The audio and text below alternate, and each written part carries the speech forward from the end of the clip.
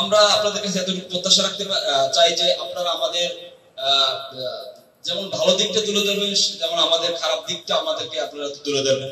আমরা যদি কোনো অন্যায় করি সেই অন্যায় সম্পর্কে আপনারা আমাদের সচেতন করবেন, কেননা আপনারা আমাদের যেমন সিনিয়র, তেমন অনেকে আমরা আপনাদের পরামর্শ না দেন আমরা ভালো কাজ করার কোনো সুযোগ পাবো না।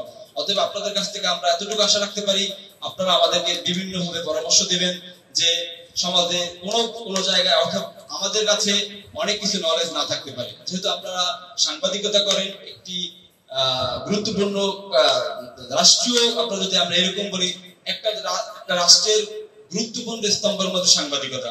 আপনারা জানবেন যে স্বাধীনতা পরবর্তী থেকে শুরু করে 2024 পরবর্তী সময় এই যে সুদীর্ঘ সময় বাংলাদেশে যে কোনো গণতান্ত্রিক আন্দোলন, যে কোনো আন্দোলনে কিন্তু সাংবাদিকদের ভূমিকা ছিল অত্যন্ত গুরুত্বপূর্ণ।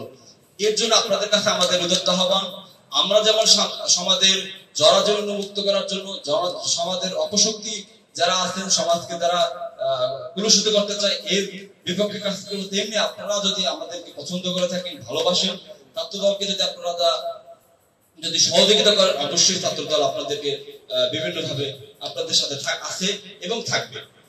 আরেকটা বিষয় আপনাদের কাছে আমরা মেসেজ ক্লিয়ার করতে চাই যে ইতিমধ্যে আপনারা দেখেছেন যে ছাত্রদলে বিভিন্ন ভাবে পাথরঘাটা ছাত্রদলে আপনাদের কাছে আমরা নলেজ দিতে চাচ্ছি যে পাথরঘাটা ছাত্রদলে বিভিন্ন ভাবে বিশৃঙ্খলা সৃষ্টি করার জন্য বিভিন্ন মহল অথবা বিভিন্ন গোষ্ঠী ষড়যন্ত্র চালাচ্ছে, যারা ছাত্রদলের সুনামকে অম্লান করা যায়। এর জন্য আপনারা অবশ্যই সচেতন থাকবেন, কেননা আপনারা জানেন যে পাথরঘাটা ছাত্র দলের কারা দায়িত্বে আছেন, কারা নেতৃত্ব দিচ্ছেন, কারা ছাত্র দলের বর্তমানে মূল স্টেক হোল্ডার। আপনারা যদি কোনো নিউজ করে থাকেন অথবা নিউজ করা প্রয়োজন মনে হয়, আপনারা আমাদের কাছে জানতে চাবেন যে আসলে কি ছাত্র দলের কোনো সংগঠনের সাথে সে আছে কিনা অথবা সে ছাত্র দলের কোনো পদ পদবি আছে কিনা। থেকে আপনাদেরকে কয়েকটি প্রস্তাবনা দিতে পারি। আমরা বলতে পারি যে আমাদের 31 দফার মধ্যে 24-25 নম্বর দফায় সেখানে স্পষ্টভাবে উল্লেখ করা হয়েছে যে আগামী ছাত্র রাজনীতি কি রকমের হবে, জনাব তারেক রহমানের ইচ্ছা কি রকমের, ছাত্র রাজনীতি কি রকমের হতে পারে। আমার সহযোদ্ধা বন্ধু বলেছেন যে ছাত্র দলের রাজনীতি শুধুমাত্র যে মিছিল মিটিং এ সীমাবদ্ধ থাকবে তা নয়, আমাদের ছাত্র দলের রাজনীতি এই রাজপথ ছাপিয়ে সচিবালয়ে যাবে কিংবা জাতিসংঘে পর্যন্ত যাবে, যেখানে আমাদের ছাত্র দলের ছেলেপেলেরা যারা এই সমাজের মূল স্টেক হোল্ডার হিসাবে কাজ করবে। আমরা আপনাদের বলতে পারি পাথরঘাটায় কিছু সমস্যা রয়েছে। পাথরঘাটার সমস্যা বলতে শুধু পাথরঘাটাই নয়, সারা বাংলাদেশে একটি সমস্যা রয়েছে, এখন কিশোর গ্যাংয়ের একটি সমস্যা রয়েছে। আমরাই দেখতে পাই যে এখানে এক সাংবাদিক উল্লেখ করেছে যে মোবাইল নিয়ে বিভিন্ন জায়গায় কিশোররা বসে থাকে। আগে খেলার মাঠে আমরা থাকতাম, কিন্তু এখন আসলে মানুষ খেলা দেখে হয়তোবা ফোনে।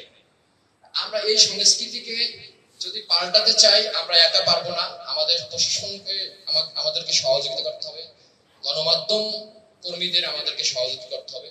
পাথরঘাটায় কয়েকটি স্পট রয়েছে, যে স্পটগুলো আমরা অলরেডি ফাইন্ড আউট করেছি, যেখানে টিনেজার ছেলেপেলেরা বসে, সন্ধ্যার পরে বসে সেখানে হয়তোবা তারা স্মোকিং করে, হয়তোবা মাদক সেবন করতে পারে, বিভিন্ন বাজে আড্ডা দিতে পারে। আমরা আপনাদের মাধ্যমে সেই আড্ডা স্থানগুলোকে প্রশাসনের মাধ্যমে আমরা চাই আপনারাও প্রশাসনকে প্রস্তাব দেবেন, সেই আড্ডা স্থানকে আমরা ব্যান করতে চাই, যাতে করে সেই আড্ডা স্থানগুলোতে তারা আড্ডা না দিতে পারে। ইফটিজিং একটি মারাত্মক ব্যাধি, আমরা চাই আমাদের ছেলেপেলেরা, আমাদের মেয়েরা যাতে করে ইফটিজিং এর শিকার না হয়, এবং একই সাথে সাথে আমাদের উঠতি বয়সী ছেলেরা যাতে করে ইফটিজিং না করতে পারে। এক্ষেত্রে সামাজিক সচেতনতা থেকে শুরু করে প্রশাসনিক চাপের মাধ্যমে আমরা সেটা করতে পারি।